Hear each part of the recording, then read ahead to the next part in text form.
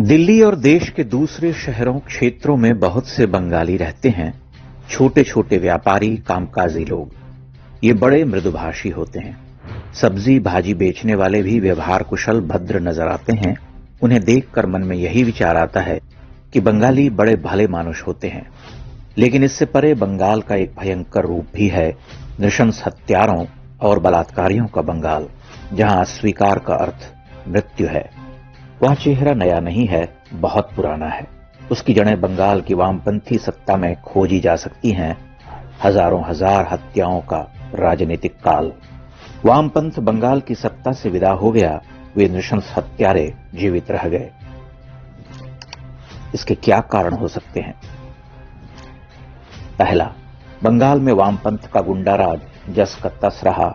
सत्ता का प्रतिनिधित्व बदल गया, उसका स्वरूप अपरिवर्तित रहा, तंत्र नहीं टूटा। सारे वामपंथी बर्बर गुंडे अब ममता बनर्जी के साथ खड़े हैं। दूसरा कारण यह हो सकता है कि बंगाल में राजनीतिक सत्ताएं अत्यधिक असहिष्णु और क्रूर हैं। वे अपनी बनावट में वैसी ही हैं। उनमें वैचारिक जड़ता भी है। वे अपनी प्रभुता या विकृत विचारधाराओं के लिए कुछ भी कर सकती हैं।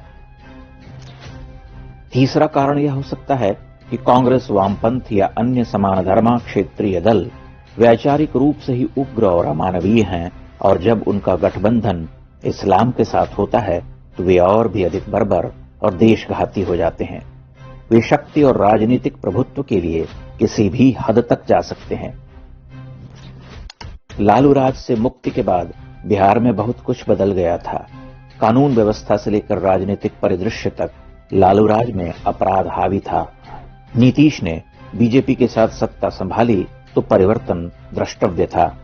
लेकिन बंगाल में लोगों ने वामपंथियों से मुक्ति के लिए जिस तृणमूल को चुना, वह तो उग्रतर सिद्ध हो रही है, पाशविक, अमानवीय और पैशाचिक। कोलकाता से मात्र 70 किलोमीटर दूर संदेश खाली में महिलाओं और बच्चियों के साथ मांस रेप के समाचार इसी का प्रमाण है। ममता की जिहादी सेना घरों में घूम घूम कर हिंदू महिलाओं को चुनती रही और उनके साथ पार्टी कार्यालय में बलात्कार होते रहे। 13-14 वर्ष से यह सब चल रहा था, लेकिन क्या किसी को पता नहीं चल पाया? पुलिस पीड़ितों को बलात्कारियों के पास ही वापस भेजती रही और मीडिया की तो बात ही करना व्यर्थ है। केंद्र में बीजेपी सत्ता में है, संभवतः दबाव होगा, इसलिए थोड़ा बहुत समाचार दिखा दिया, अन्यथा संदेश खाली की घटनाओं को भी फैक्ट चेक करके फर्जी दावा करार दिया गया होता। बड़े संपादकों की बीवियां जब राज्यसभा सांसद बन रही हों तो बलात्कार झेल रही हिंदू महिलाओं की पीड़ा की सुनवाई भला क्यों हो? संदेश खाली न पहला है न अंतिम। हिंदुओं के सफाये का यह अभियान तो नोआखाली से ही आरंभ हो गया था। 75 वर्ष पहले हजारों हिंदू मार दिए गए, लाखों को मुसलमान बना दिया गया। गांधी जी कहते रहे, यह अमीर और गरीब की लड़ाई है। बंगाल में हर चुनाव के बाद ममता बनर्जी के गुंडे हिंदुओं से बदला लेते हैं। बड़ी संख्या में लोग मारे जाते हैं। महिलाओं से बलात्कार के समाचार आते हैं। हिंदू पलायन करने को विवश होते हैं। यह स्थिति विस्मित करती है। हमारे लिए यह एक जटिल प्रश्न है कि बंगाल में परिवर्तन का कोई संकेत क्यों नहीं दिखाई देता? क्या इसका एक आधारभूत कारण यह नहीं हो सकता कि बंगाल जो ऊपर ऊपर बहुत भद्र, संस्कारी और शांत दिखाई देता है, वह मूलतः चारित्रिक रूप से हिंसक संभावनाओं वाला प्रांत है, जहां लोगों में ईगो सुप्रीम है। वह अहंकार ही तो है जो सामने वाले के न्यूनतम स्वातंत्र का सम्मान करना नहीं जानता। पिछले 5-6 दशक का राजनीतिक इतिहास उठाकर देख लीजिए। बंगाल में किस तरह से प्रतिपक्ष को रौंदा गया।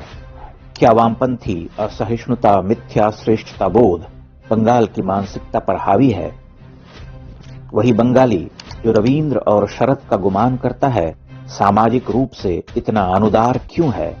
असल धरातल पर उसकी मनुष्यता तो मृत है। कोमलकांत पदावलियों पर गौरव करने वाला बंगाल, जहां मानव जीवन का बड़ा गहन साहित्यिक चित्रण होता रहा है, वहां इन हत्याओं और बलात्कारों पर बेचैन करने वाली चुप्पियां क्यों हैं? पत्रकारिता जगत में बंगाली समाज के लोग भरे हुए हैं, पर वे इतने बेईमान और अधम क्यों हैं कि सेक्युलरिज्म के नाम पर अपने ही समाज पर हो रहे अत्याचारों पर कुछ नहीं कहते। उन्हें बीजेपी और नरेंद्र मोदी में अधिनायकवाद दिखता है और निर्दोष जनों के विकट रक्तपात पर वे आंखें मूंद लेते हैं, मानो बंगाल प्रश्नों से परे हो। क्या यह कहना ठीक नहीं होगा कि बंगाल का कथित प्रबुद्ध समाज पूरी तरह से पराधीन, अमानवीय और विचारधारा विशेष का गुलाम हो चुका है? क्या उसके पास इन बर्बर भयावह घटनाओं का कोई न्याय संगत तर्क है? क्या उसने मान लिया है कि ये हत्याएं और बलात्कार अनिवार्य हैं, या कि बंगालियों को यह सब करने की नैतिक छूट मिल चुकी है क्योंकि वे कथित तौर पर प्रबुद्ध लोग हैं? हम तो एक बात समझ पाते हैं कि बंगाल का समाज जड़ है, दर्प कूट कूट कर भरा हुआ है। वह किसी से कुछ सीख नहीं सकता, भला कैसे सीखेगा? इतने महान लोगों की धरती है बंगाल, वह तो केवल सिखा सकती है। उसकी ये हिंसा हिंसा नहीं है।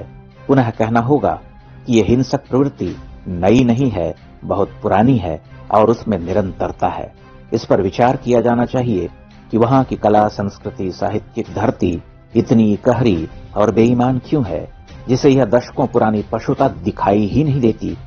अगर उसमें मानव जीवन के दुख, उसकी पीड़ा, प्रेम, विछोह, स्त्री के कष्टों का भावप्रवण चित्रण है, तो इस विदग्धकारी अमानुषिक घटना पर उसे काट क्यों मार जाता है?